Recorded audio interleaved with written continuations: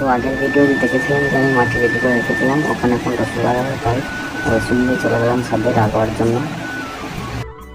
ছাদে গিয়ে মাটিটা একটু ঠিক করে নিলাম।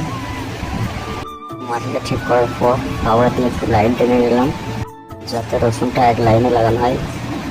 তো আমার লাইন টানাও কমপ্লিট, এখন পানি দিচ্ছে, একটু লাগাবার সময় পানি দিতে হয় একটু। তো আমার পানি দেওয়াও কমপ্লিট হয়ে গেল, এখন রসুন বসাতে শুরু করছি। তো আমার রসুন বসাতে বসাতে আপনারা সবাই একটু লাইক কমেন্ট শেয়ার করবেন, যারা আমার আইডিতে নতুন তারা একটু সাবস্ক্রাইব করবেন, কারণ আপনাদের একটা লাইক সাবস্ক্রাইবের জন্য আমি এত কষ্ট করে ভিডিও বানাই। একটা করে লাইক কমেন্ট সাবস্ক্রাইব করলে কি এমন আছে ভাই, সবাই একটু ভালোবাসা দেন, তাহলেই হয় ইনশাল্লাহ।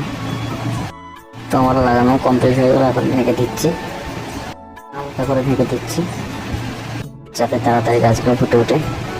পরে হালকা করে পানি দিয়ে দিলাম। তো আজকে এখান থেকে শেষ করলাম, দেখা হচ্ছে পরের ভিডিও।